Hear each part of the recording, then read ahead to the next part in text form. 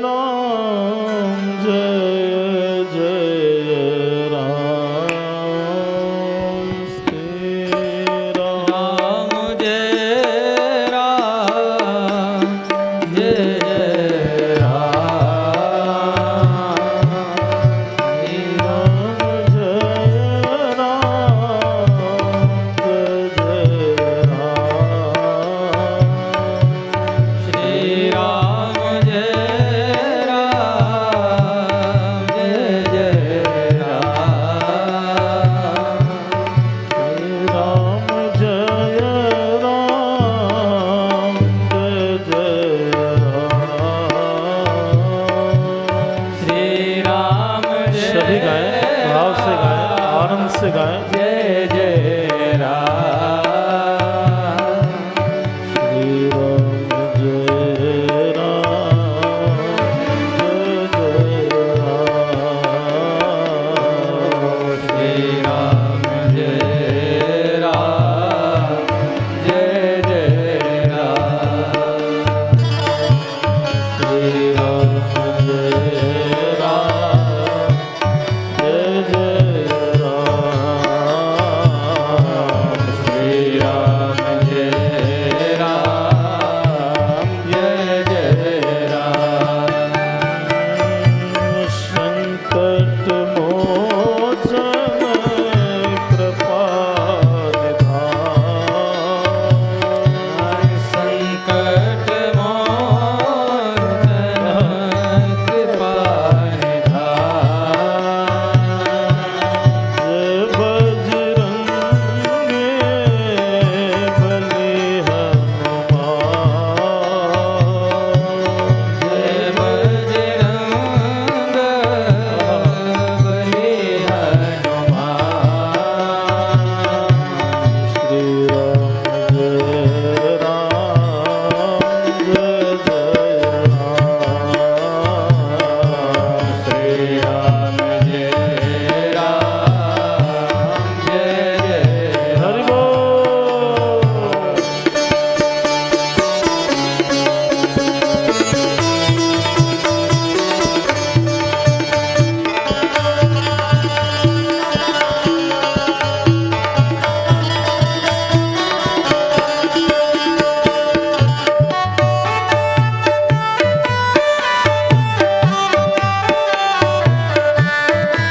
मीठी मीठी तालियों के साथ में आनंद से गाएं।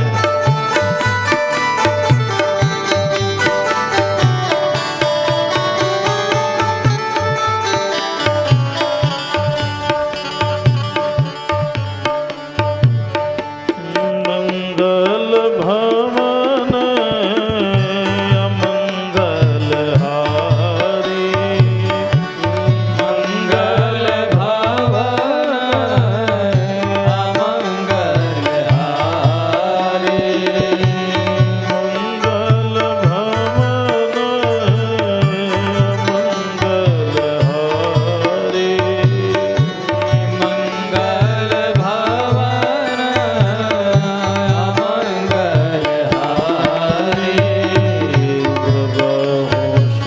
दशरथ अधीर बिहारी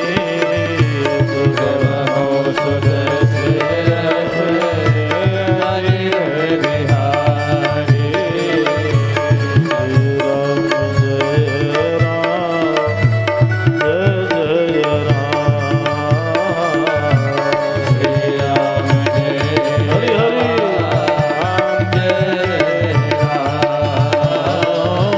श्री राम जय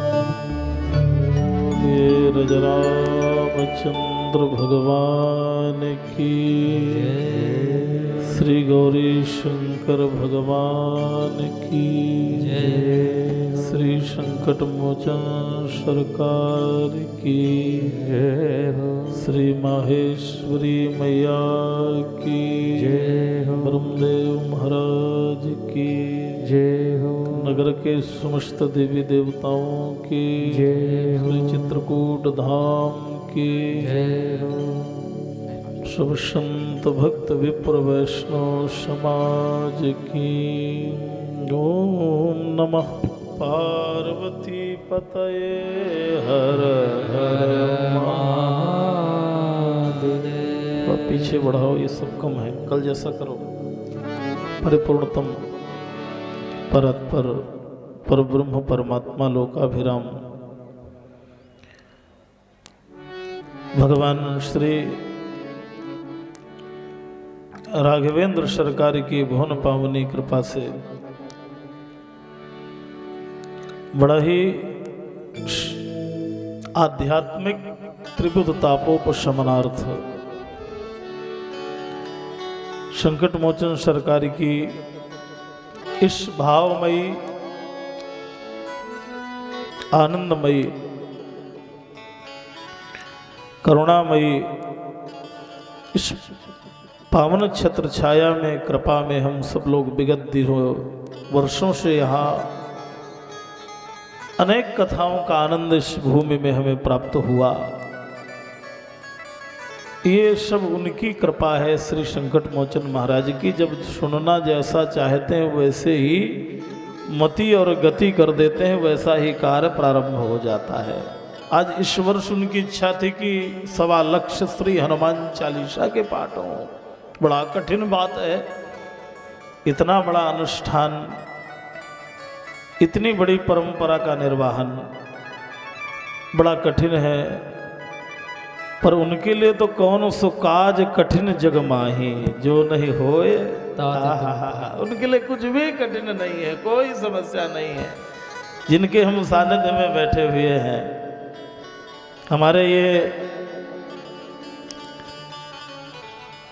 125 से ऊपर 150 करीब की संख्या में हमारे विप्र जो है विराजमान है, जो सुबह से लेकर के अपनी दैनिक साधना में श्री हनुमान जी का यजन करते हैं, उन्हें श्री हनुमान चालीसा के पाठ को सुनाते हैं।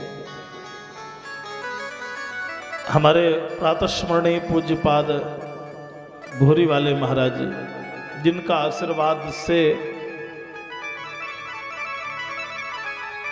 गो राष्ट्र रक्षा के हितार्थ इस श्री राम कथा का भव्य आयोजन प्रारंभिकीकरण हुआ। संयोजक की भूमिका में हमारे आदरणीय भोले जी महाराज, जो गृहस्थ संत हैं, हर वर्ष कुछ न कुछ नया क्रम कथाओं का, अन्य अनुष्ठानों का रखते हैं। उसी श्रृंखला में हमारे यजमान परिवार, हमारे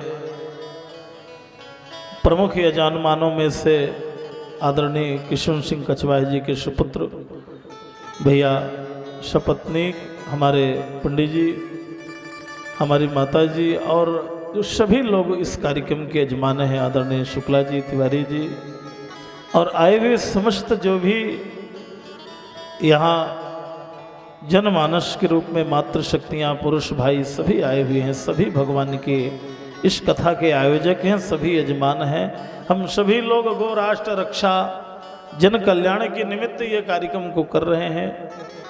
हमारे आदरणीय प्रमोद शास्त्री जी, हमारे अशोक मिश्र जी, बगल में पंडित जी, समस्त विप्र मंडल, भक्त मंडल, जो सब लोग बैठ करके सुबह से शाम तक हम सब लोग देवाराधन करते हैं। सर्वे भवन्तु सुखिनः सर्वे सन्तु निरामयाः, इस कल्पना के लिए ये बड़ा ही अद्वितीय हमें हर वर्ष एक भक्ति ज्ञान वैराग्य की त्रिवेणी का संगम प्राप्त होता है। ये श्री राम कथा हमारे जीवन की एक ऐसी औषधि है कि जिनको लिए बिना शरीर को सुख नहीं मिलेगा। जैसे शरीर को चलाने के लिए दवा की जरूरत हो गई है, हाई ब्लड प्रेशर हो रहा है, शुगर बढ़ा हुआ है, उसके लिए दवा लग गया, डॉक्टर ने कहा ये खाना ही पड़ेगा। उसी तरीके से हमारे जीवन में ये कलयुग के दोष को दूर करने के लिए श्री राम कथा की दवा पीनी ही पड़ेगी हमें। ये श्री राम कथा की दवा है और इससे अच्छी कोई दवा नहीं है जो हमारे जीवन को आनंद प्रदान करे, क्योंकि भगवान की कथा ही कथा है। संसार में कथा कम सुनने को मिलती है, व्यथा ज्यादा सुनने को मिलती है। परम पूजनीय आनंदमयी माँ कहा करती थी, हरि कथा कथा, वो कहा करती सुनो हरि कथा कथा, बाकी सब व्यथा या तो व्रथा, या तो व्यथा सुनने को ज्यादा है या तो व्रथा माने बेकार सुनने से क्या फायदा है। कुछ क्षण बैठ करके गोस्वामी जी महाराज ने रामायण में क्या लिखा है, यही रघुपति चरित उदारा,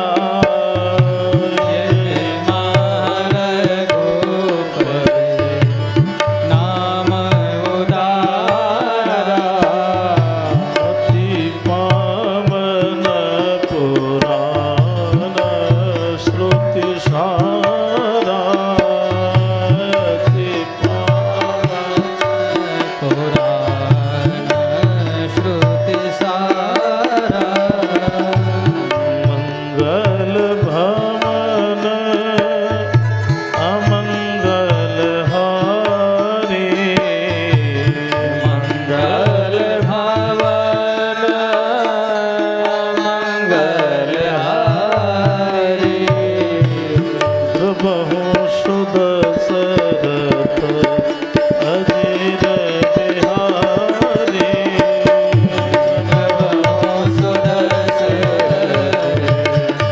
अजीर बिहारी,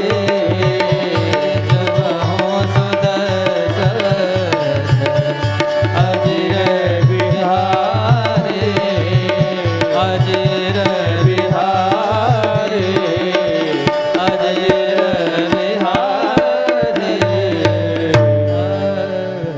तुलसी बाबा कहते हैं समस्त पुराणों का, श्रुतियों का सार ही श्री रामचरितमानस है, सब कुछ भरा हुआ है।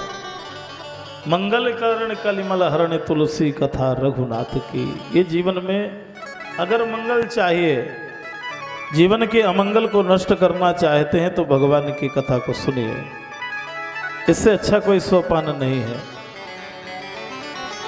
सबकी वंदना किया और सबके बारे में कुछ ना कुछ तुलसीदास जी ने लिखा, हर जीव के बारे में।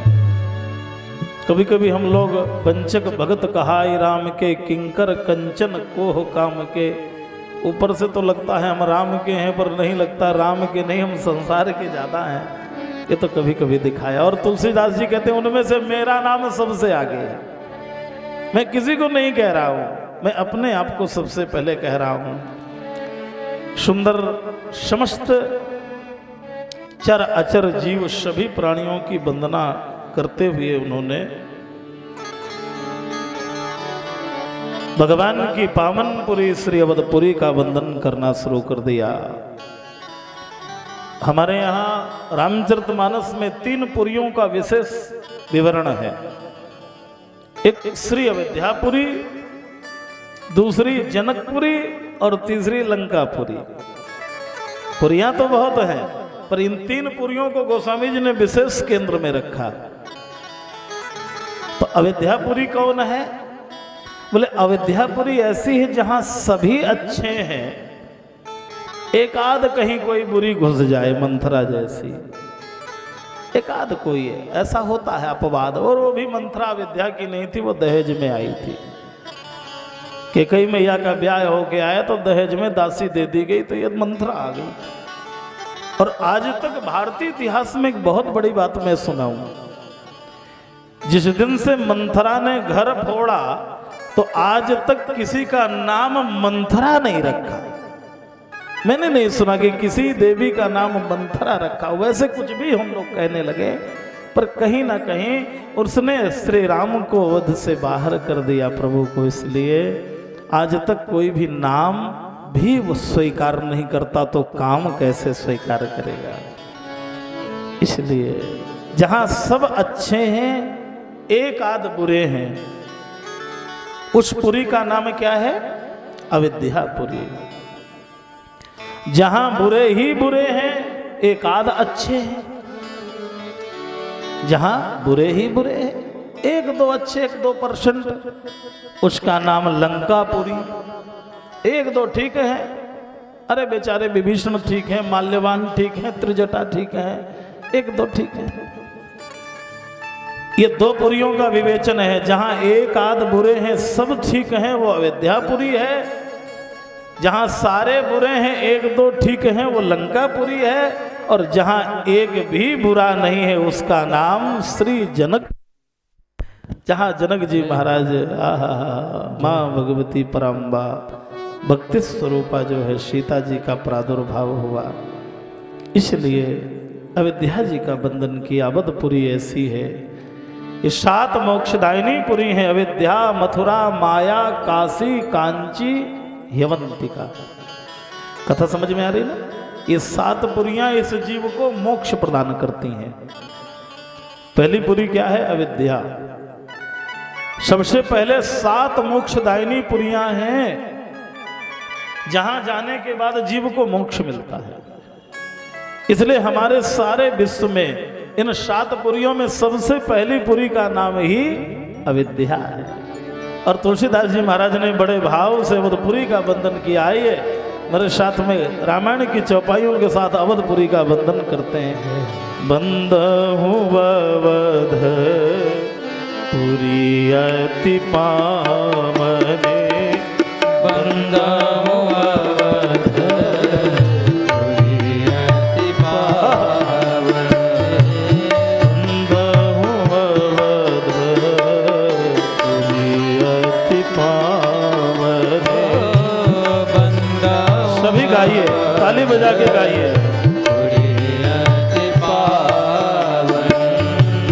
सरजो सरे गले कलुष न पावने, सरजो सरे गले कलुष न सावने। पुर नर प्रणवम पुर नर नारी बहोरी, प्रणवं पुर नर नारी बहोरी। ममता जिन पर प्रभु न थोरे, ममता जिन पर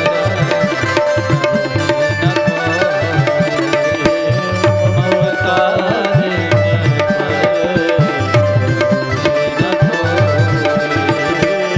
ममता जिन्हां पर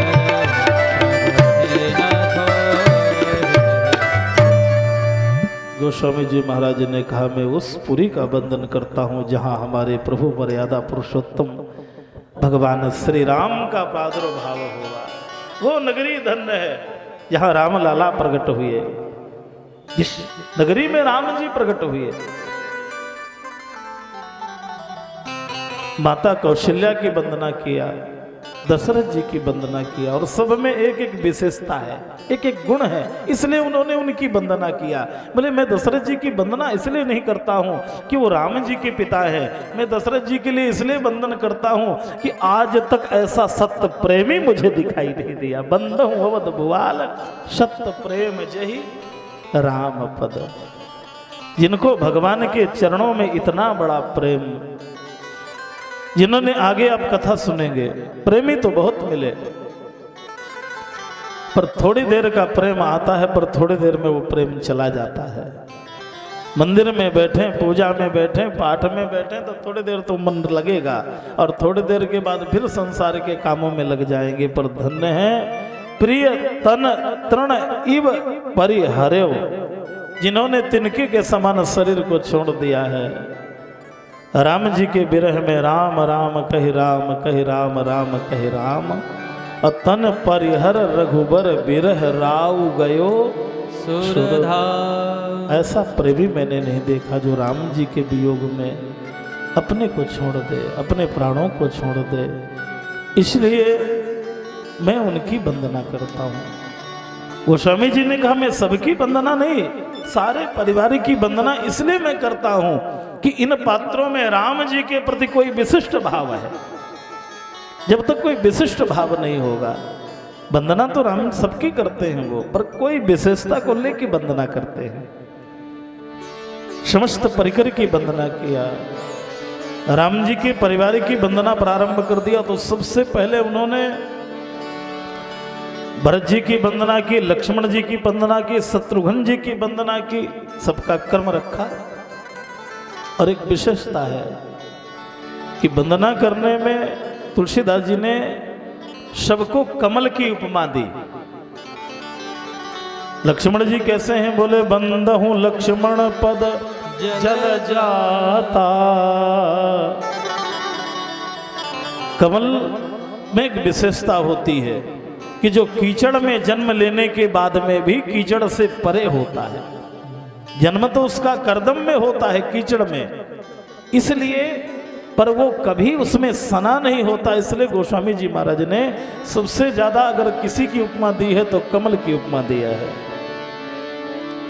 लक्ष्मण जी कैसे हैं? जिनके चरण कमल जैसे हैं। शत्रुघ्न जी कैसे हैं? ये भी रिपुसूदन पद कमल नमामि, ये भी कमल जैसे हैं। राम जी कैसे हैं? बोले ये भी कमल जैसे हैं। राजीव नयन धरे धनुषायक। लोगों ने कहा महाराज सबको कमल बना दिया, सबको कमल की उपमा दे दिया, बेचारे एक बचे। कौन बचे? श्री भरत जी महाराज। भरत जी को कमल की उपमा नहीं दी गोस्वामी जी महाराज ने। लोगों ने कहा भरत जी को कमल क्यों नहीं बनाया? तो तुलसीदास जी ने कहा भाई अगर कमल पर कमल चढ़ा दूंगा तो आनंद बिगड़ जाएगा। राम जी के चरण कमल हैं तो उन चरण कमलों में भरत रूपी भंवरे को मैंने बैठा दिया। ये भरत जी भंवरे के तरीके से है, और जब भरत रूपी भंवरा राम जी के चरणों में बैठेगा तो सारा पराग लेकर के आएगा। बस कभी कभी यही जीवन का जो स्वरूप है। नवकंज लोचन कंज मोख कर, पतला करो, पतला करो। कंज लोचन मुख कर कंज पद कंजारणम। श्री रामचंद्र कृपालु भज मन शरण भव दारुणम। श्री रामचंद्र कृपालु भज मन शरण भव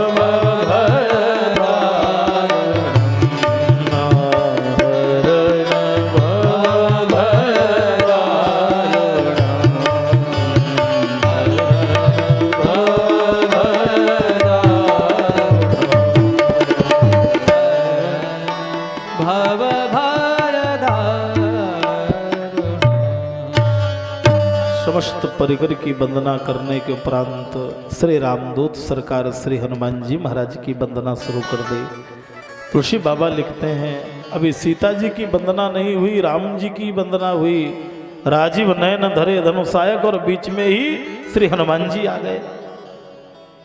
हमारे संतों ने एक भाव दिया, बोले सीता जी कब प्रसन्न होंगी? बोले जब हनुमान जी की वंदना करेंगे। हनुमान जी कौन है? बोले सीता जी के अति प्रिय पुत्र हैं। और माता को प्रसन्न करना है तो पहले उसको पुत्र को प्रसन्न करिए। माँ सीता जी जनक नंदिनी है, और उन्हें जितना प्रेम श्री हनुमान जी महाराज से है। और हनुमान जी के बारे में क्या लिखा? हनुमान जी का सुयश सबसे ज्यादा अगर लिखा गया तो श्री हनुमान चालीसा में लिखा गया। इसलिए संकट कटे मिटे सब पीरा, जो सुमिरत हनुमत बलबीर। इसलिए हनुमान चालीसा का पाठ प्रत्येक दिन करना चाहिए हर प्राणी को। स्नान करने के बाद में सूर्य भगवान को एक लोटा जल चढ़ाएं और आज से नियम बना लें कि हर दिन एक हनुमान चालीसा का पाठ जरूर करेंगे। बड़ा महत्वपूर्ण है, नियम बना के जाइए। हनुमान जी की कृपा घर में बहुत जरूरी। इस कलयुग में अयोध्या जी में तो हनुमान गढ़ी में राजा बना दिया गया। हनुमान जी ने को भगवान राम जी ने कहा मैं यहाँ से जा रहा हूँ तो यहाँ का राज्य पाठ आपको संभालना है। तो इस कलयुग के अधिष्ठाता देवता जो है श्री हनुमान जी महाराज हैं।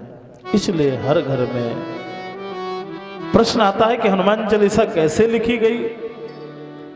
तो हमारे पूज्य गुरुदेव कहा करते थे कि जब जब तुलसीदास जी हनुमान जी के बारे में कुछ लिखना चाहते थे तब तक हनुमान जी लेके गदा खड़े हो जाते थे। बस बोले मेरे लिए कुछ नहीं लिखना, लिखना है तो राम जी के लिए लिखो। मेरा नाम ही हनुमान है। जिन्होंने मान का हनन कर दिया हो। हनुमान जी ने 3 चीजों का त्याग किया, अपने नाम का, अपने यश का, अपने रूप का। बहुत ध्यान से सुनिए, हनुमान जी महाराज में 3 विशेषताएं, वो जो अनंत विशेषताएं हैं पर ये 3 विशेषताएं हैं। और आज का प्राणी इन 3 के लिए ही परेशान है। एक नाम के लिए, एक यश के लिए, एक रूप के लिए। मैं कितना सुंदर हो जाऊं, मेरा नाम कितना घर घर हो जाए, मेरा यश दिग दिगांत तक फैल जाए, पर हनुमान जी ने कहा ये भक्ति मार्ग में ये तीनों बाधक हैं। अगर साधक बनना है तो इन तीनों को छोड़ दीजिए। तो सबसे पहले किसको छोड़ा? रूप को। लोगों ने कहा रूप को कैसे छोड़ा? तो संतों ने भाव दिया 11वें रुद्र के रूप में श्री हनुमान जी महाराज हैं। कौन से रुद्र हैं? जोर से बोलिए ना। 11वें रुद्र के रूप में हनुमान जी। तुलसी बाबा दोहावली में एक दोहा लिखते हैं, यह शरीर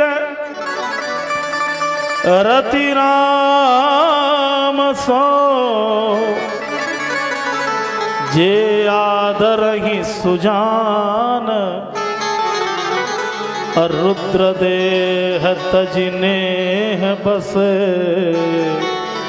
बानर भे हनुमान। बानर बन गए। क्या बन गए? बानर भे हनुमान। बड़ी अच्छी कथा आती है। जब हनुमान जी बनने के लिए तैयारी चली, पार्वती जी ने कहा कहाँ जा रहे हो? बड़ी तैयारी चल रही है। अरे घर में तो लोग पूछते हैं ना, जब कहीं सेटिंग फिटिंग चलने लगी, बोले आज कहाँ तैयार है? अरे बोले जा रहा हूँ सेवा करने। बोले किन की? बोले राम जी की। तो बोले क्या अकेले करोगे? क्या हमें नहीं ले जाओगे? बोले नहीं नहीं, अभी इस अवतार में आपकी जरूरत नहीं है। बोले क्यों जरूरत नहीं? बोले मैं एक तो बाल ब्रह्मचारी हूँ, गृहस्थी मेरे साथ नहीं है, और दूसरा ना मेरे रहने का ठिकाना ना खाने का ठिकाना, पता नहीं किस डाल में मुझे सोना पड़े। तो पार्वती मैया ने कहा भाई हर अवतार में आप मुझे लेके गए हैं तो मैं तो चलूंगी। तो कैसे चलेंगी? तो बोले ऐसा करो, अब एक शरीर, 2 शरीर को एक शरीर ही बना लेते हैं, अब 2 की जरूरत नहीं है। तो श्री भगवान गौरी शंकर अपने ही शरीर में पार्वती मैया को भी स्थान दे दिया। तो सारा शरीर शंकर जी का है और जो पूंछ है वो माता पार्वती मैया की। बड़ा सुंदर स्वरूप जो है। ऐसे हनुमान जी महाराज। हमारी मैथिली में एक अच्छा भाव एक संत ने प्रस्तुत किया है, अरे हमहु चलबा तुम्हारे संग माँ ए बाबा, हमहु चलबा तुम्हारे संग माँ ए बाबा, चलबा तुम्हारे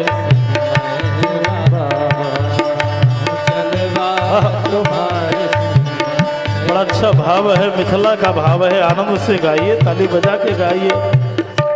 हमहु चलबा, हमहु चलबा, हमहु चलबा तुम्हारे संग ए बाबा, चलबा तुम्हारे संग ए बाबा, चलबा तुम्हारे संग ए बाबा, हमहु चलबा तुम्हारे संग ए बाबा। सरजू नहीं बा चैत राम नवमी मसर जून है बा चैत राम नवमी में सरजू नहीं बा चैत राम नवमी मसर जून है हम हो नचबा तुम्हारे संग में बाबा हम हो चलबा तुम्हारे संग में बाबा हम हो चलबा तुम्हारे संग में बाबा हम हो चलबा तुम्हारे संग में बाबा हम हो चलबा तुम्हारे संग हो बाबा हम हो चलबा तुम्हारे संग बाबा हम हो चलबा तुम्हारे संग हो बाबा चलबा तुम्हारे हो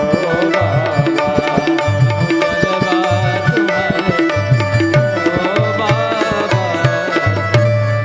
भगवान साक्षात रुद्रदेह तजने बस बानर भे हनुमान साक्षात श्री हनुमान जी महाराज बने।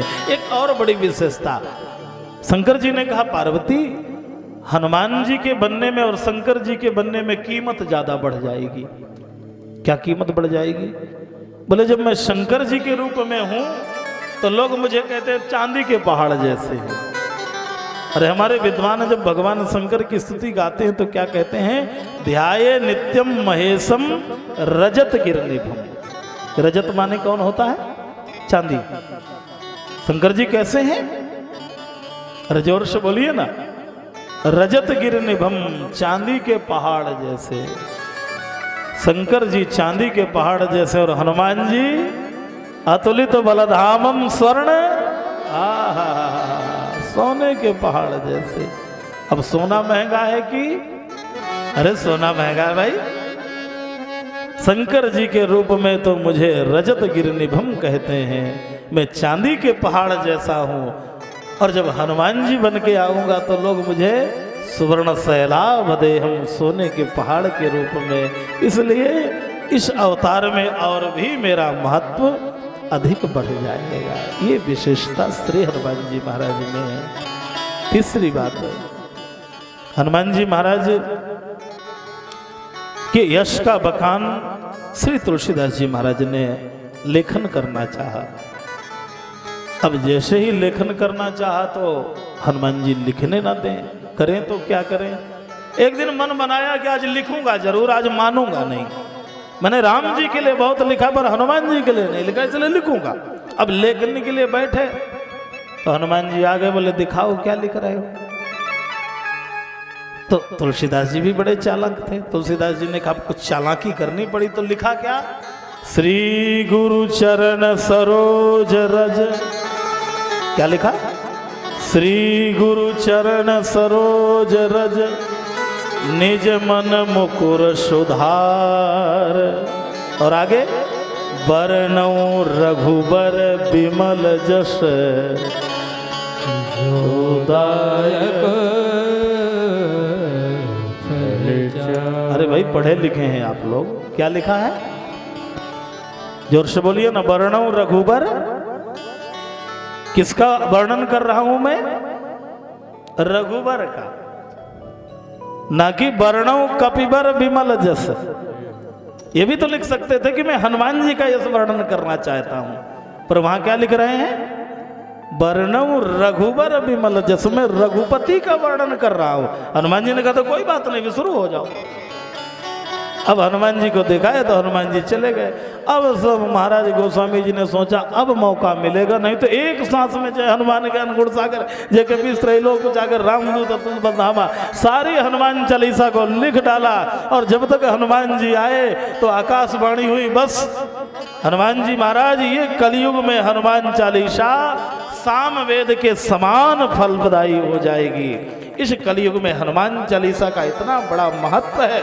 बंधु, मैं आपसे बार बार व्यासपीठ से कहता हूँ, घर में कोई भी समस्या हो, कोई भी संकट हो, किसी प्रकार की कोई भी देव बाधा हो, अगर हनुमान चालीसा का विधिवत अनुष्ठान करा दिया जाए उस बाधा को हटना ही पड़ेगा।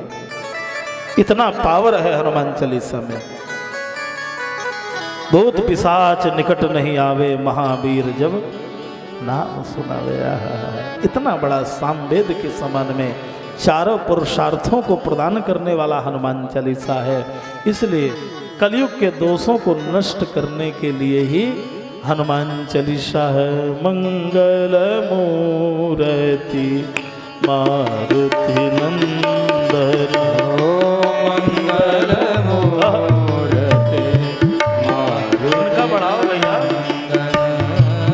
मंगल मूर्ति मारुति नंदन, मंगल मूर्ति मारुति नंदन, सकल मंगल मूल निकंदन, सकल मंगल मूल निकंदन, मंगल मूर्ति मारुति नंदन, मंगल मूर्ति मारुति नंदन, सकल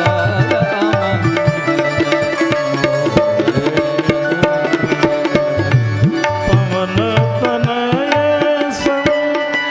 तन हितकारी, पवन तनय संतन हितकारी, हृदय विराजत अवध बिहारी, हृदय विराजत अवध बिहारी, हृदय विराजत अवध बिहारी, हृदय विराजत अवध बिहारी। बोलिए हनुमान जी महाराज की। सुंदर हनुमान जी महाराज जी का स्तवन किया। ऐसे श्री हनुमान जी महाराज जिनका सुयस चारों युग प्रताप तुम्हारा, हर युग में श्री हनुमान जी महाराज का प्रताप है। कोई ऐसा नहीं है कि हनुमान जी कलयुग में ही है।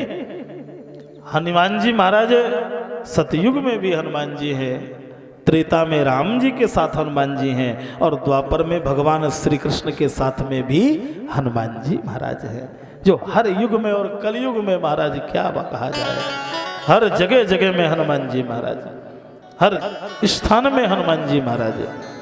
इसलिए आप ये ना सोचें हनुमान जी महाराज जो है, क्योंकि वो राम कथा के प्रेमी है, श्रीमद् वाल्मीकि रामायण में आया है, सभी चले गए, हनुमान जी क्यों रुक गए? केवल एक ही कारण था, वाल्मीकि रामायण में आया है।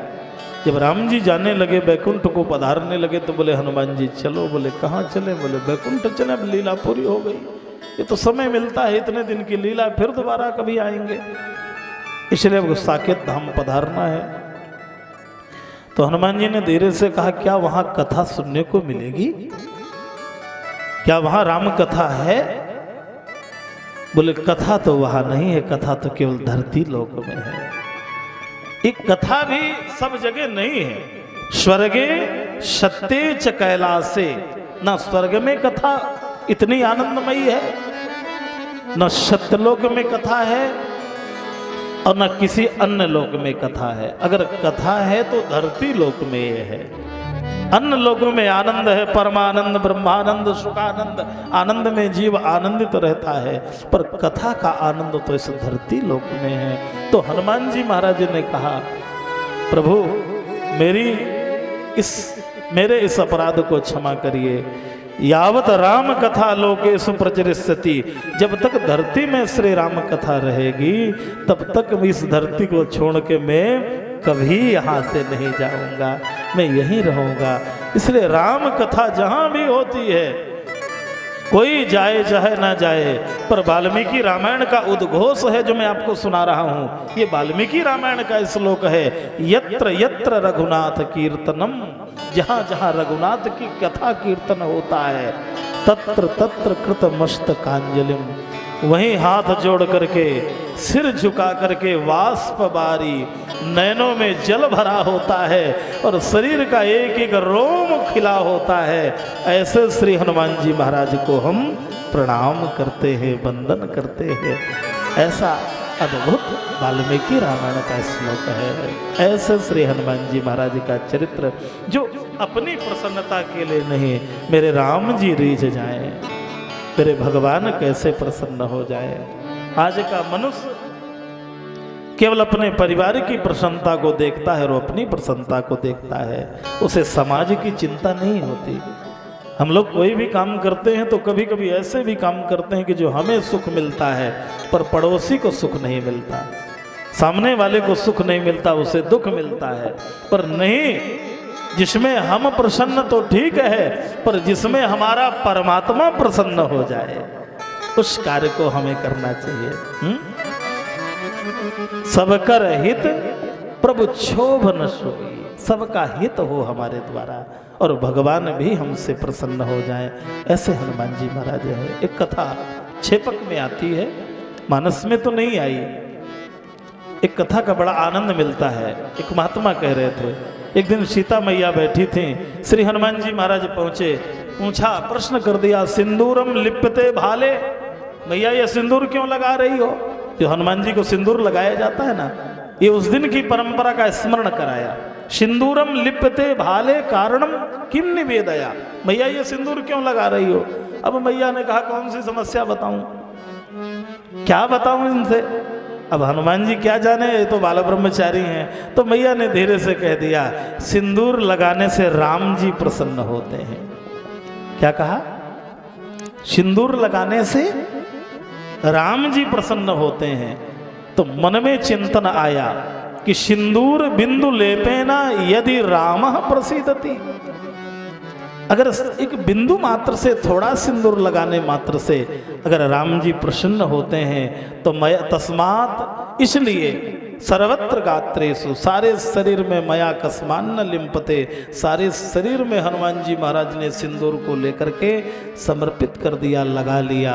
उसी दिन से सारा संसार हनुमान जी को लाल देह लाली लसे, अरुधर लाल लंगूर और वज्र देह दानव दलन जय जय जय कपिसु।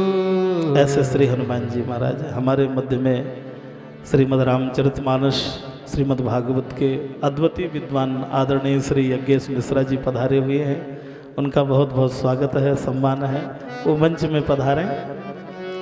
विद्वानों का बड़ा आशीर्वाद रहता है, इस कार्यक्रम में बड़ी कृपा रहती है। श्री राम जय राम जय जय राम, श्री राम जय राम जय जय राम, श्री राम जय राम जय जय राम, श्री राम जय राम जय जय राम, श्री राम जय राम जय जय राम, श्री राम जय राम जय जय राम, श्री राम जय राम जय जय राम, श्री राम जय राम जय जय राम, श्री राम जय राम जय जय राम, श्री राम जय राम जय जय राम, श्री राम जय राम जय जय राम,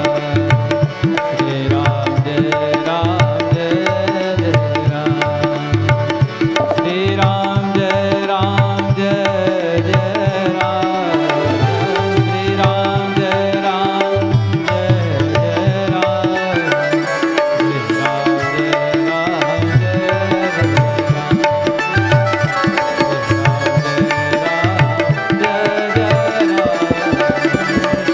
सीताराम जय सीताराम,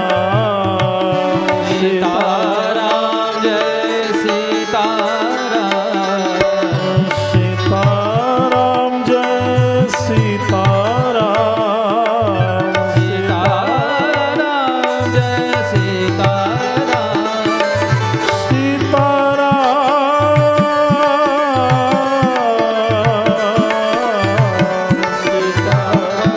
जय सीताराम, सीताराम जय सीताराम, जय श्री राम जय जय श्री राम,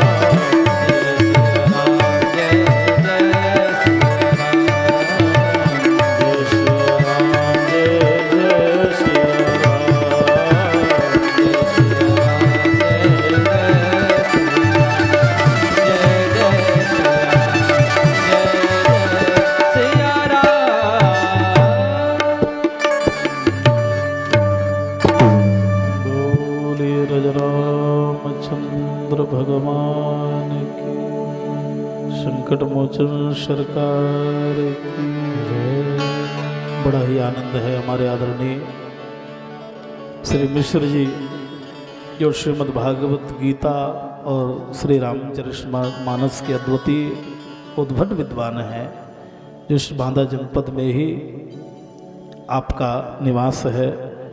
कई बार भगवत कृपा से योग संयोग होता है। आज हमें मध्य में उनका दर्शन हो रहा है। हम सब लोग बहुत ही हृदय से उनका अभिनंदन वंदन करते हैं।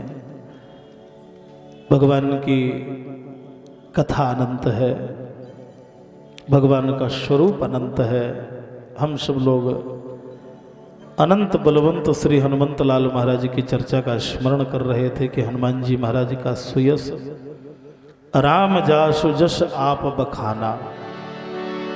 जब जीव अपना यश छोड़ करके भगवान के यश का गायन करता है, तो परमात्मा उसके यश का गायन स्वयं समाज को प्रचारित कर देता है। हनुमान जी महाराज को हर क्षण उन्होंने अपने नाम को छुपाया, अपने यश को कहीं भी, किसी भी कार्य को कहीं भी आप देखें, हनुमान जी महाराज ने इतने बड़े कार्यों को किया। लंका जला करके आए, भगवान ने पूछा कि हनुमान जी क्या करके आए हैं? तो हनुमान जी ने कहा मैंने क्या किया है, सब कुछ आपने किया है, मैं क्या करूंगा। यश से कैसे परे होना है, तो क्या किया है मैंने? तो कहने लगे आपने सब कुछ किया है। क्या किया है? बोले लय मुदरी वा पार गई। मुद्रिका में राम लिखा था, तो मैंने कहा अरे मुद्रिका, जब तू भवसागर को पार करा सकती है तो ये छोटा सा सागर क्यों नहीं पार हो सकता? अरे राम का नाम भवसागर पार कराता है, तो ये छोटा सा सागर है। तो मैंने कहा मुद्रिका ऐसा कर कि मुझे इस पार से उस पार कर दे। बोले तो ठीक है। तो मुद्रिका के प्रभाव से मैं उस पार चला गया। तो राम जी ने कहा हनुमान जी बड़े चतुर हैं, सारी बात मेरे ऊपर डाल दी। कह रहे मुद्रिका ने उस पार कर दिया। तो अच्छा इस पार कैसे आए? तो दूसरा उपाय बोला चूड़ामणिया पार। मैंने कहा माता जी, उस तरफ से पिताजी ने पहुंचा दिया, इस तरफ से माता जी पहुंचा दें। अच्छा तो ठीक है, उधर से माता जी ने पहुंचा दिया। तो राम जी ने धीरे से कहा कि क्या लंका भी मैंने ही जलाई? अरे जब सब कुछ मेरे ऊपर डाल रहे हो तो क्या लंका भी मैंने जलाई? तो हनुमान जी ने कहा महाराज लंका भी जलाने वाली कोई दूसरी है। कौन? बोले वहां आग तो पहले से लगी हुई थी, आग पहले से लगी थी। बोले कौन सी आग लगी थी? बोले सीय बिरह लंका जली, सो सब कृपा तुम्हार। महाराज वहां पहले से एक आग लगी थी। उल्लंघ सिंधो सलिलम सलीलम यशोक बन्यम जनकात्मजाया। वहां शोक की अग्नि लगी हुई थी। तो मैंने अग्नि से कहा अरे अग्नि, अगर जलाना है तो इस लंका को क्यों नहीं जलाती, मेरी मैया को क्यों जला रही है? तो आदाय तेनैव ददाह लंका। उस शोक की अग्नि को लेकर के मैंने जैसे ही लंका में लगाया तो सारी सुवर्णमयी लंका जल करके। कभी कभी बस ऐसा जीवन हो जाए, सब कुछ करने के बाद भी कर्तव्य अभिमान चला जाए, ये नहीं जाता है। भगवान गीता में कहते हैं तुल्य निंदा स्तुतिर्मौनि संतुष्टो एन केन चित्त अनिकेत स्थिर मति है भक्तिमान में प्रियो न रहा। जीव के अंदर कर्तृत्व का भाव समाप्त हो जाए कि मैंने किया है, और जब वो जीव अपने कर्तृत्व को त्याग कर देता है तो ऐसा जीव मुझसे प्रेम करे ना करे, मैं उससे प्रेम करने लग जाता हूँ, उससे अनुराग करने लग जाता हूँ। कभी कभी हम लोग भी अपने मान को छोड़ें। इसलिए गोस्वामी जी महाराज ने, भगवान तो केवल रघुवीर हैं और श्री हनुमान जी महाराज महावीर बिन मंभर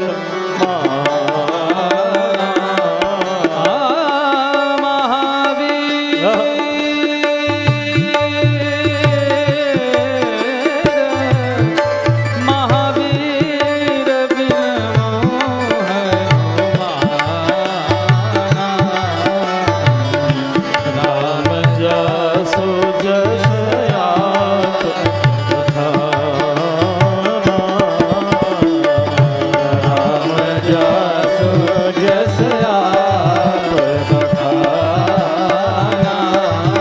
में बैठे हुए हैं।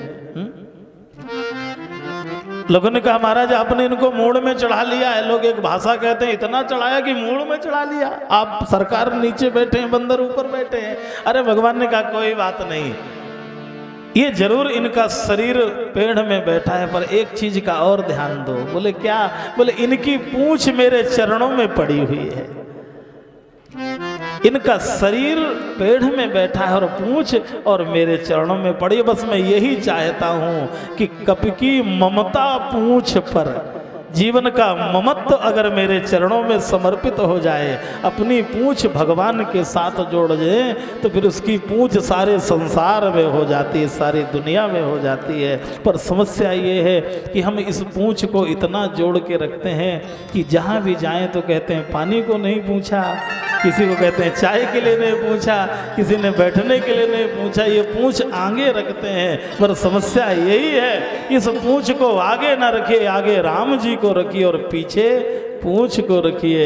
और भगवान कहते हैं जब पूंछ पीछे हो जाए, राम जी आगे हो जाए, तो पूंछ तो आपके पीछे पीछे घूमेगी। जहाँ जाओगे वहीं आपकी पूंछ हो जाएगी, वहीं आपका महत्व बढ़ जाएगा। तुलसीदास जी महाराज ने 4 घाट की कथा का स्मरण कराया। जैसे कथाएं एक है, कथा एक है, पर उसके घाट अनेक हैं। सभी कथाओं में समावेश है, चाहे श्री राम कथा हो और चाहे श्रीमद् भागवत कथा हो। भागवत कथा में भी किसी कथा को गोकर्ण सुनाते हैं, किसी कथा को भगवान सुखदेव जी सुनाते हैं, किसी कथा को भगवान शेष सुनाते हैं। अलग अलग कथाओं का समावेश है। इस तरीके से कथा एक है। जैसे गंगा एक है पर उसके घाट अनेक हैं। जैसे गंगोत्री से निकलने वाली गंगा प्रवाहित होकर के आती है, अनेक जगहों पर जाती है, सब कुछ अलग अलग होता है। घाट अनेक हैं, पर उसमें भी एक विशेषता है। गंगा पुरानी होती है, गंगा के घाट पुराने होते हैं, पर एक चीज बिल्कुल नई होती है, जो गंगा की निकलती हुई धारा जो होती है बिल्कुल नित्य नूतन होती है। उसी प्रकार से ये शास्त्र की जो धारा होती है ना, कथा की धारा होती है, बिल्कुल नई होती है। ये चाहे जितनी बार राम कथा सुने, चाहे भागवत कथा सुने, इसलिए हर बार जब सुनेंगे ना, उस बार एक नया आनंद मिलेगा। जैसे सुंदरकांड का पाठ घर में प्रत्येक दिन करें हम, और जब प्रत्येक दिन करेंगे तो मैं व्यासपीठ से कह रहा हूं कि हर दिन आपको एक नई उमंग और नई तरंग मिलेगी। आप करके नियम बनाइए कि मुझे प्रत्येक दिन 5 चौपाइयों का पाठ करना है रामायण जी के। हर दिन एक नया आपको आनंद की अनुभूति होगी। वही रामायण जी हैं, अनादिकाल से वही हमारे शास्त्र हैं, पर एक नया आनंद, चूंकि आनंद नित्य नूतन है, धारा जो है बिल्कुल नई है, धारा में किसी प्रकार का पुरातन नहीं है। इसलिए 4 घाटों की कथा का स्मरण कराया। कोई ज्ञान का घाट है, कोई भक्ति का घाट है, कोई प्रपत्ति शरणागति का घाट है। महाराज याज्ञवल्क्य और भरद्वाज जी जो प्रयागराज में ये कथा का शुभारंभ हुआ। जैसे अधिकतर कथाओं का शुभारंभ तो नैमिषारण्य से शुरू होता है। कोई भी कथा पुराणों की जब देखे तो नैमिषारण्य से शुरू होती है। और श्री राम कथा का प्रारंभिकीकरण यहाँ से उन्होंने प्रारंभिकीकरण प्रयागराज से किया। और कल मैंने बताया था कि प्रयागराज जो है भक्ति का घाट है, त्रिवेणी का संगम है ये। और त्रिवेणी का संगम जहाँ होता है वहाँ आनंद की कथा होती है। जिन्हें जीवन में मिला सत्संग है, उन्हें हर घड़ी आनंद ही आनंद है। जिन्हें जीवन में मिला सत्संग है, उन्हें हर घड़ी आनंद है। जिन्हें जीवन में मिला सत्संग है, उन्हें हर घड़ी आनंद ही आनंद है। सभी गाय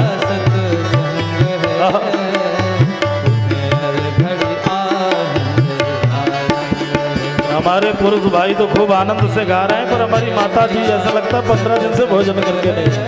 ऐसे धीरे धीरे, अरे आनंद से गाइए ना, भाव से गाइए। जिन्हें जीवन में मिला सत्संग है, जिन्हें जीवन में मिला सत्संग है, उन्हें हर घड़ी आनंद ही आनंद है, उन्हें हर घड़ी आनंद ही आनंद है। क्या बात है?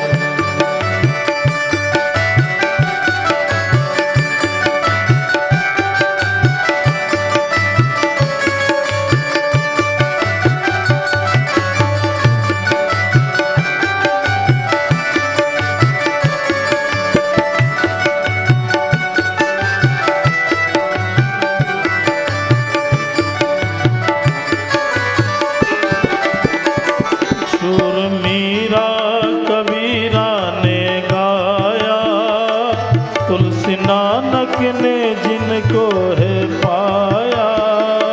सुर मीरा कबीरा ने गाया, तुलसी नानक ने जिनको है पाया। सुर मीरा कबीरा ने गाया, तुलसी नानक ने जिनको है पाया। सुर मीरा कबीरा ने गाया, तुलसी नानक ने जिनको है पाया। जिनके हृदय में, जिनके हृदय में राम नाम बंद है, उन्हें हर घड़ी आनंद ही आनंद है।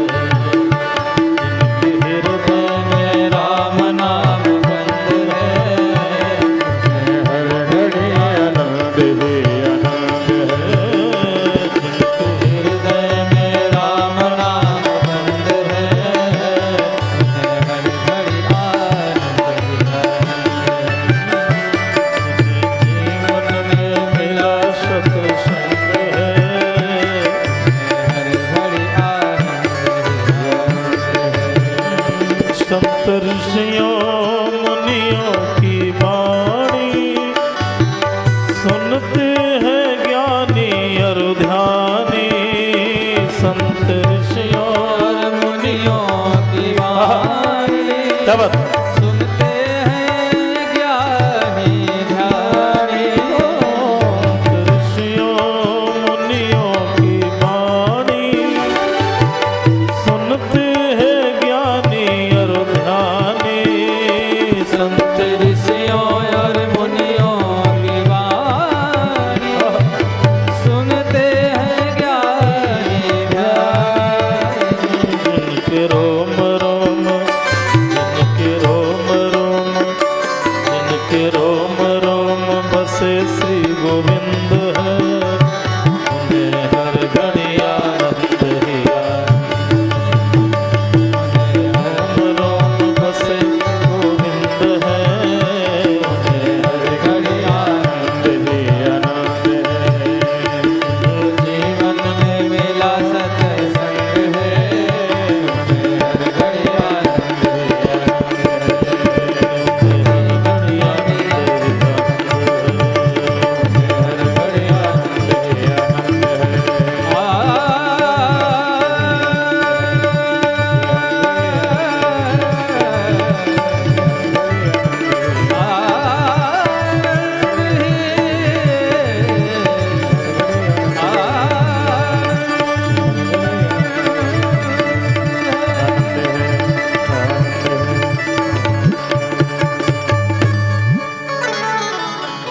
बोलिए रजरामचंद्र भगवान की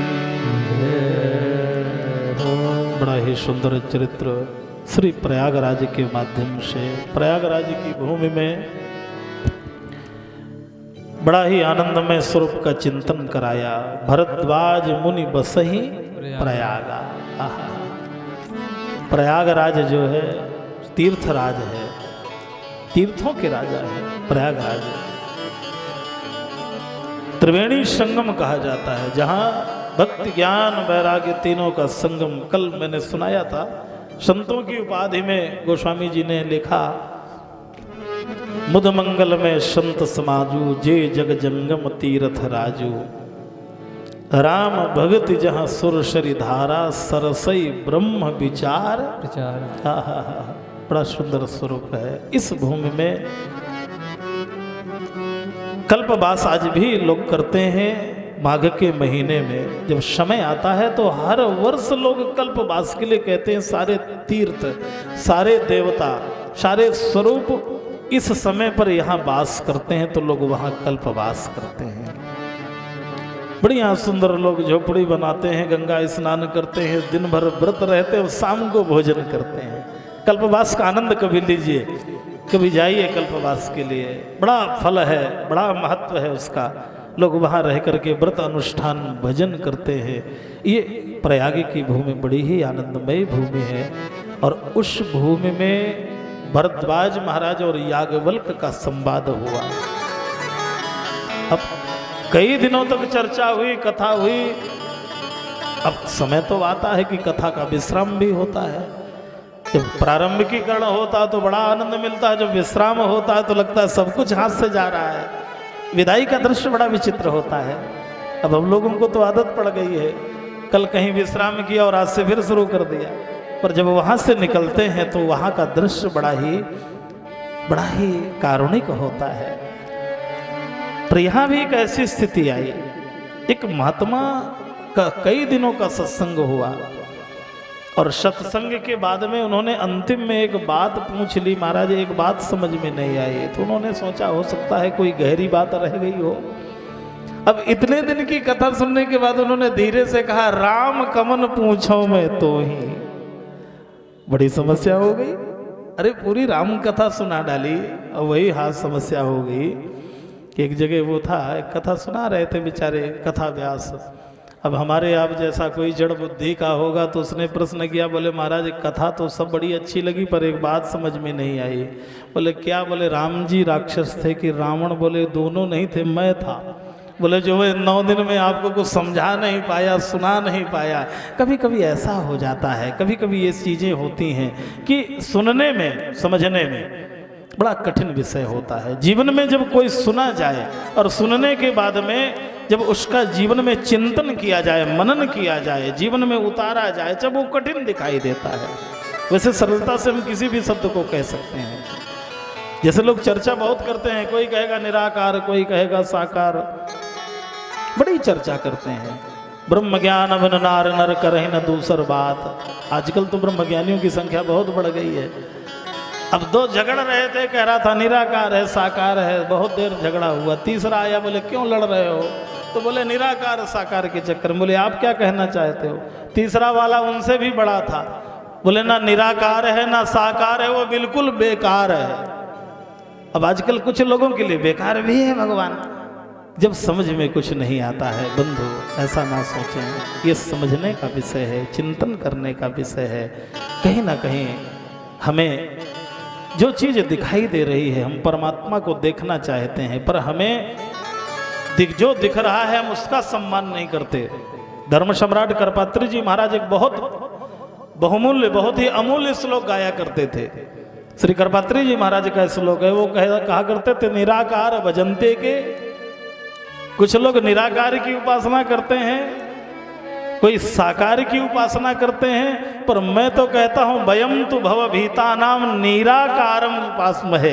हम तो जल रूप ब्रह्म का दर्शन करते हैं, नीर ब्रह्म का दर्शन। ना निराकार के चक्कर में पड़ो ना साकार के। जो हमें दिखाई दे रहा है कम से कम उनका तो हम सम्मान करें। जल ब्रह्म हमें दिखता है, अग्नि ब्रह्म हमें दिखता है, वायु स्वरूप हमें ऑक्सीजन देता है। ये कहीं ना कहीं जो हमें दिख रहे हैं हम कम से कम उनका सम्मान करें, उनके बारे में जानने की कोशिश करें। पर जो पास में है उसकी हम कदर नहीं करते, और जो हमसे दूर चला जाता है हम उसके पीछे खोज करते हैं। पहले हम इसको देखें, इसको संभालें जो हमारे निकटतम स्वरूप है। बड़ा सुंदर उन्होंने प्रश्न किया, महाराज राम कवन पूछो मैं तो ही। तुलसी बाबा ने लिखा, ऐसा प्रश्न किया है जैसे कोई मूढ़ प्राणी करता है, सामान्य प्राणी करता है। तो राम जी की कथा के लिए पूछा, जैसे उन्होंने, हमारे संत कहा करते गए हैं, एक राम दशरथ का बेटा, एक राम घट घट में लेटा, और एक राम को जगत पसारो और एक राम है सबसे न्यारो। ये राम जी के स्वरूप अलग अलग हैं भाई, ऐसा नहीं है, समझने का अंतर है। कबीर के श्री राम जो है वो उनके चिंतन का विषय है, तुलसी के जो श्री राम है उनके चिंतन का अलग विषय है। एक निर्गुण रूप में श्री राम का दर्शन करते हैं और एक सगुण राम रूप में राम जी का दर्शन करते हैं। एक संत बड़ी अच्छी बात कह रहे थे, निर्गुण सगुण की बात में उन्होंने कहा, बोले सगुण और निर्गुण की व्याख्या इससे सरल समझ में नहीं आएगी। बोले क्या? बोले जैसे जल और बर्फ, बोले जल जो है निराकार है और बर्फ जो है वो साकार है। और बर्फ पिघल जाए तो जल बन जाए और जल जम जाए तो बर्फ बन जाए। दोनों को समन्वय आप देखिए, जल जम जाए तो बर्फ बन जाए और बर्फ पिघल जाए तो जल बन जाए। और आकार का स्वरूप, बोले भगवान का कोई आकार नहीं है, भक्त की इच्छा से भगवान वैसा ही आकार ले लेता है, इसलिए उनको साकार कहने लग जाते हैं लोग। जैसे जल को फ्रिज में रखा जाए, लोटा में रखा जाए तो वो बर्फ जब जमेगी तो लोटे जैसे जमेगी, कटोरी में रखा जाए तो वो बर्फ कटोरी जैसे जमेगी, गिलास में रखा जाए तो गिलास जैसी जमेगी। इसी तरीके से परमात्मा की जो जीव की जिस रूप में नरसिंह की भावना हुई तो भगवान नरसिंह प्रकट हो जाते हैं। परशुराम जी के रूप में चाहे तो परशुराम और श्री राम जी के रूप में तो श्री राम। भगवान निराकार निराकार भी हैं और भगवान साकार भी हैं। तुलसीदास जी ने तो सारा झगड़ा खत्म किया, अगुण ही सगुण ही नहीं कछु भेदा। किसी प्रकार का भेद नहीं है भाई, दोनों एक ही स्वरूप हैं, दोनों में कोई अंतर नहीं है। बड़ा ही सुंदर जो है। तत्पश्चात उन्होंने राम कथा का प्रश्न किया तो उन्होंने राम कथा नहीं सुनाई, सबसे पहले शिव कथा सुनाया। प्रश्न किया राम कथा के लिए। ये रामचरितमानस में 2 बार ऐसा हुआ। एक बार तो यहाँ है जो महाराज संत जी कहते हैं मुझे राम जी की कथा सुनाइए, तो उन्होंने शिव जी की कथा सुनाया। और दूसरा किष्किंधा कांड में है, श्री हनुमान जी महाराज से राम जी ने पूछा कैसे हैं आप, तो उन्होंने अपनी व्यथा ना सुना करके नाथ शैल पर कपिपति रहाई, उन्होंने किष्किंधा कांड में दूसरे की व्यथा सुनाई। कभी कभी ऐसा समझ में आता है कि नहीं, इसमें कोई ना कोई तो विशेषता होगी। आइए गोस्वामी जी ने प्रारंभ किया, एक बार त्रेता युग माही, एक बार त्रेता युग माही, शंभु गए ऋष पाहि, शंभु गए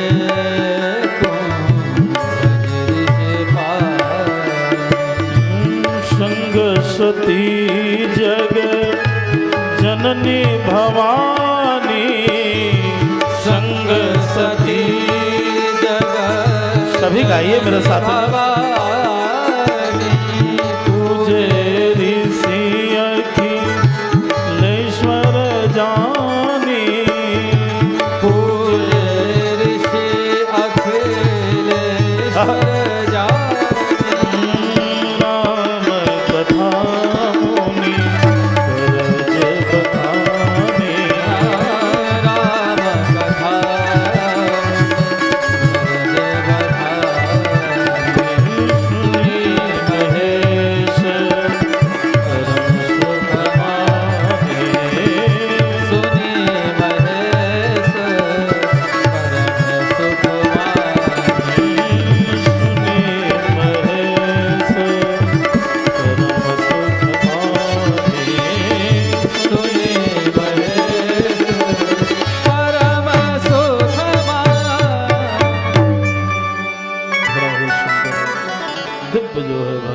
शिव जी की कथा का स्मरण कराया।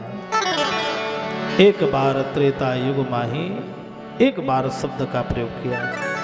रामचरितमानस में एक बार शब्द का प्रयोग कई जगह हुआ। हमारे आदरणीय भोले जी महाराज का पदार्पण हुआ है, बहुत बहुत स्वागत है, सम्मान है।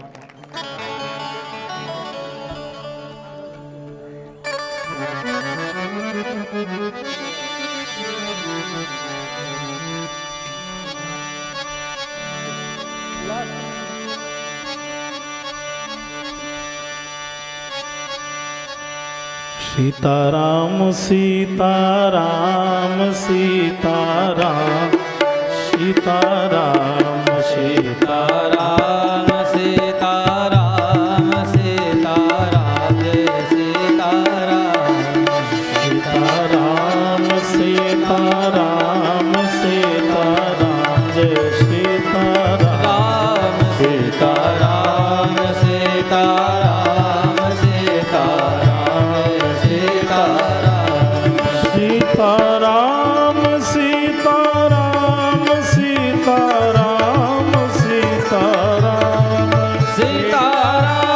सीताराम सीताराम सीताराम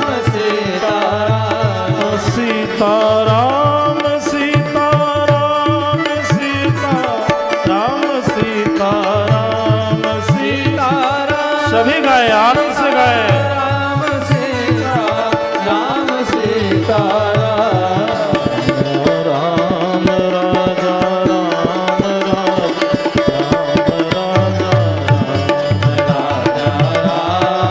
राजा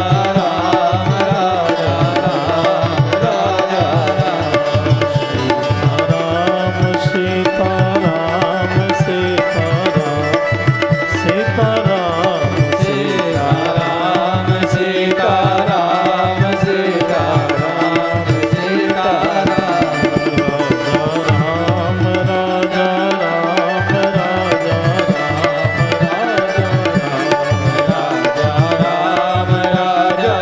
राम राजा राम राजा सीताराम सीताराम सीताराम सीताराम सीताराम सीताराम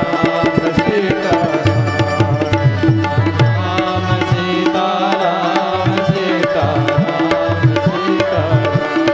सीताराम सीताराम सीताराम सीताराम रामचंद्र भगवान की जय। बड़ा सुंदर प्रसंग। माता सती जो है कथा सुनने के लिए भोलेनाथ जी के साथ में गई और तुलसीदास जी प्रसन्न हो गए। तुलसीदास जी महाराज ने इतनी डिग्रियां मैया को दिया, इतनी डिग्रियां मैया को दिया, संग सती जग जननी और भवानी। बोले ये कौन जाने? बोले देखिए ये सती माता है, जगत की जननी है और भवानी है। पर अगर कथा नहीं सुनेगी तो सारी डिग्रियां खत्म हो गई। कथा सुनने के लिए जब जाएं तो बंधु पूरा जीवन चला जाता है, हम वक्ता छोड़िए श्रोता भी नहीं बन पाते हैं। कैसे सुनना चाहिए? अरे कथा सुनना है तो कथा के लिए जिनके मुख से कथा निकली है, भगवान शिव के मुखार बिंदों से संसार की सारी कथाएं निकली हैं। कोई भी संवाद आप देख ले उसमें शिव और पार्वती का ही संवाद है। इसलिए हमें जो कथा सुनने को मिल रही है ये माता पार्वती जी की कृपा से भगवान शिव के मुखार बिंदों से सुनने को मिल रही है। इसलिए वे आगे की कथा में कहेंगे धन्य धन्य गिरिराज कुमारी, तू धन्य है क्योंकि कम से कम आज सारे संसार को कथा का दान आज तेरी प्रेरणा से और तेरे कहने से देवी आज सारा संसार इससे लाभान्वित होगा। सारा संसार कहीं ना कहीं भगवान की कथा को प्राप्ति उसे प्राप्त हो जाएगा। भगवत कथा किसी के माध्यम से मिलती है और पूरी कथा आप देखेंगे कि शंकर पार्वती के संवाद से पूरी कथा है। सारी कथा सुनाने के बाद में भगवान शंकर ने माता से पूछा क्यों कथा से कुछ मिला कि नहीं मिला? ऐसा तो नहीं कि बस कथा सुन के आए और तेरा तुझको अर्पण क्या लागे मेरा, ऐसा तो नहीं हो गया। कई बार ऐसा भी हो जाता है कि कथा से कुछ लेके नहीं जाते। तो मैया ने कहा नहीं, अब कृतकृत भयो में तो प्रसाद विश्वेश उपजी राम भगत दृढ़ बीते सकल कलेश। ये राम कथा हमारे क्लेशों को दूर करती है बंधु। और हमारे शरीर में जब कथा सुनने जाएं तो बिल्कुल श्रोता बन के जाएं। और एक बात मैं बता रहा हूँ सबसे महंगी, कि शरीर की गागर को खाली करके लाएं, और जब खाली करके लाएंगे तो कुछ भर के जाएंगे, नहीं तो भरी भराई आएगी तो कुछ भी नहीं भरेगा। बस यही हालत हो गया। माता जी ने कथा नहीं सुना, किन्होंने सुना? शंकर जी ने सुना। राम कथा मुनिवर्ज बखानी सुनी महेश, शंकर जी ने सुना। पार्वती जी ने, सती जी ने क्यों नहीं सुना? अरे बोले कुंभज ऋषि हैं, एक तो घड़े से इनका जन्म ही हुआ है, तो जन्म ही घड़े से हुआ है, और कथा जो है अगाध है, अगम्य है। दूसरी बात, कैसे वक्ता हैं जो श्रोता को खड़े होकर सम्मान करने लगे, बड़ी दंडवत कर रहे हैं, इसका मतलब है कम जानते हैं क्या? अनेक प्रकार का चिंतन जब शरीर में जाता, तद्वृत्त विद्धि प्रणिपाते न परिप्रश्नेन सेवया। जब तक पात्रता नहीं होगी तब तक ज्ञान भरेगा नहीं। इसलिए जब तक जीव को गुरुत्व नहीं होगा, भगवान श्री कृष्ण ने स्वयं उपदेश ना करके उपदेश को पांडवों के लिए बाबा दादा भीष्म से करवाया। स्वयं भी कथा सुना सकते थे, स्वयं भी उपदेश कर सकते थे, पर नहीं, स्वयं कथा नहीं सुनाई, दादा से सुनवाया। क्योंकि दादा के प्रति उनका भाव कहीं ना कहीं सम्मानजनक था, कहीं ना कहीं बुजुर्ग की तरीके से था। तो कभी कभी हमें कोई बात बड़ी गहरी कहने के लिए किसी बुजुर्ग व्यक्ति की आवश्यकता होती, उनके माध्यम से सुनाया जाए तो कहीं ना कहीं वो बात समझ में जल्दी आएगी। भगवान भोलेनाथ तो कथा के रसिक हैं, श्री हनुमान जी महाराज तो कथा के रसिक हैं। ये कुछ हमारे ऐसे पात्र हैं कथा में जिनका कथा मात्रिक जीवन है, कथा ही जिनका जीवन है। एक भोलेनाथ जो बिना कथा के नहीं रह सकते, जिनकी दवा ही कथा है। एक श्री हनुमान जी महाराज संकट मोचन, जिन्हें कुछ मत चढ़ाइए और जाकर के 4 चौपाई हनुमान जी को सुना दीजिए, सारा भोग लग गया हनुमान जी को। उन्हें कथा से, राम कथा से बड़ा प्रेम है। तीसरे हमारे सनकादिक हैं, सनत सनंदन सनातन और सनत कुमार का शास्त्रों में उल्लेख आया, जिनका कथा ही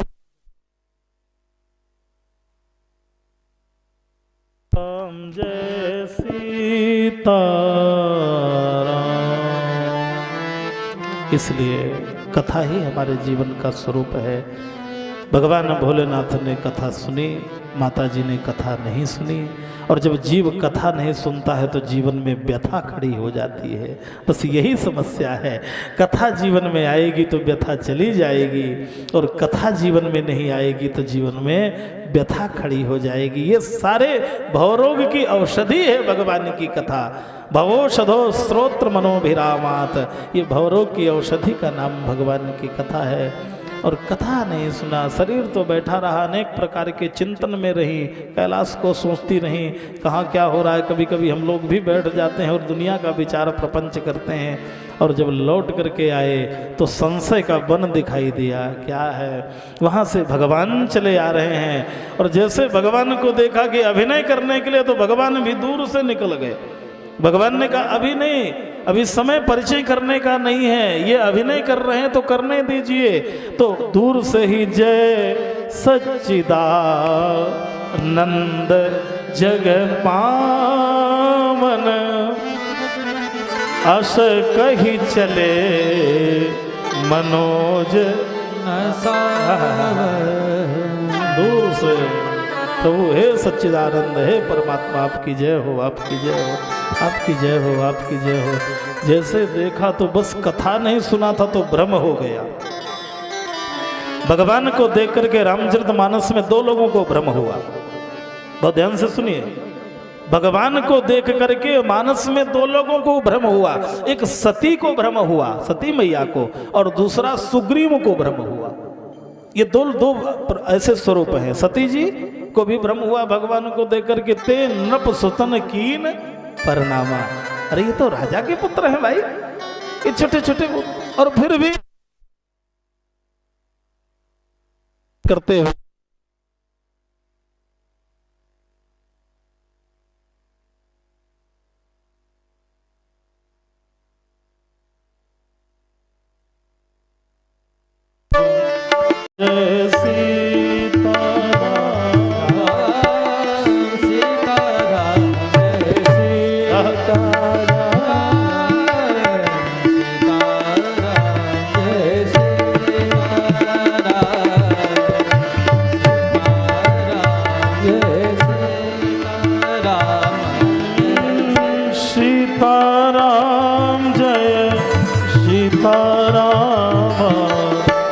सीताराम जय सीताराम जय सिया राम जय जय सिया राम जय सिया राम जय सिया राम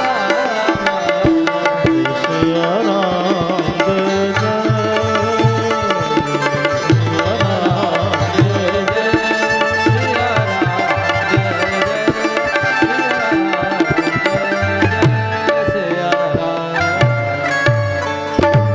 भगवान को देख करके भ्रम नहीं होना चाहिए। कभी कभी भगवान को देख करके भी भ्रम हो जाता है, और दो को हुआ है, सती माता को और सुग्रीव को।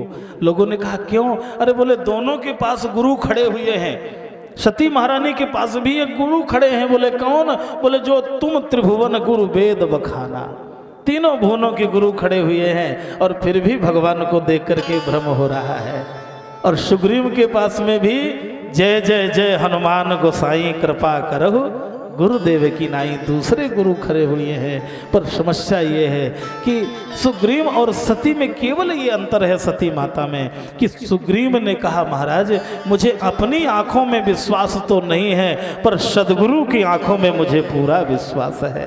इसलिए महाराज आप देखिए और आप बताइए, कभी कभी हमें ईश्वर समझ में ना आए तो हमें गुरुदेव की आंखों से देखने की आवश्यकता है। आज सती महारानी ने जैसे ही भ्रम उत्पन्न किया तो भगवान शिव ने कहा देख लो कौन है ये।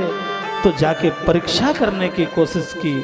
जीवन में तीन बड़े अमूल्य सूत्र हैं, परीक्षा, प्रतीक्षा और समीक्षा। परीक्षा करनी है तो जगत की करिए, प्रतीक्षा करनी है तो भगवान की करिए, और समीक्षा करनी है तो अपनी करिए।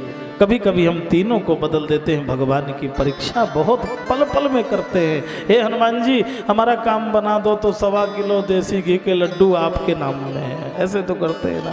रोज भोग भगवान को यही कह के लगाते हैं। नहीं, भगवान की कभी परीक्षा न करें। भगवान को लगाएं अर्जी और कहें परमात्मा आपकी मर्जी। कहीं ना कहीं एक बहुत बड़े संत कहा करते हैं, काम बन जाए तो भगवान की कृपा, और नहीं बने तो भगवान की इच्छा। ये दो सूत्रों को याद कर लीजिए। अगर काम सिद्ध हो जाए तो कह दीजिए भगवान की कृपा हो गई मेरे ऊपर, और काम न बने तो कह दो भगवान की जैसी इच्छा थी जय विधि होय नाथ हित मोरा, करहूँ सुबेग दास में तोरा। भगवान की परीक्षा किया मैया ने, और सीता माता का रूप बनाया, और जैसे लौट के आई तो एक तो परीक्षा और फिर दूसरा झूठ। अब क्या कहा, क्या करके आए? बोले कछु न परीक्षा लीन गोसाई, कछु न परीक्षा लीन गोसाई, लीन प्रणाम तुम्हारे भाई, कछु न परीक्षा लीन गोसाई, लीन प्रणाम तुम्हारे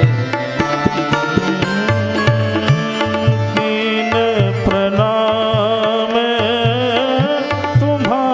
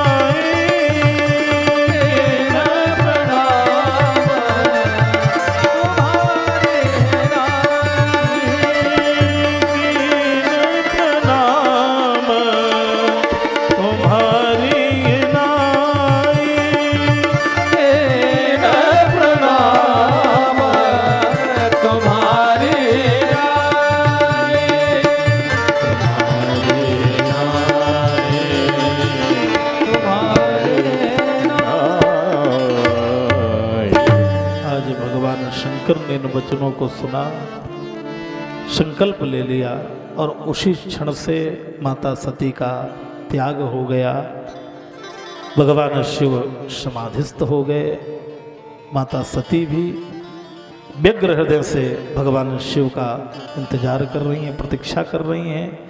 अब आगे की कथा कल हम सुनेंगे। हमारे मध्य में परम बहुत ही अद्वितीय विद्वान श्रीमद् रामचरितमानस के, भागवत जी के, गीता जी के आदरणीय मिश्र जी आए हुए हैं। सभी विद्वानों का भी कुछ आनंद हमें मिलता रहे। कल हमारे आदरणीय त्रिपाठी जी, गुरुदेव जी का बड़ा ही आशीर्वचन मिला और कुछ क्षण हम लोग बैठ करके आदरणीय मिश्र जी जो बांदा जनपद के बड़े ही अद्वितीय विद्वान हैं, इन सभी महापुरुषों के भी वचनों का आनंद मिले। और जो मुझसे बना मैंने भी सुनाया टूटी फूटी तोतली भाषा को, और आदरणीय मिश्र जी के द्वारा भी आप लोग आनंद लें। सभी ब्राह्मणों को, विप्रों को प्रणाम करते हुए, विद्वानों को प्रणाम करते हुए, श्री हनुमान जी महाराज के चरणों में वंदन करते हुए, संकट मोचन सरकार के चरणों में प्रणाम करते हुए तेरा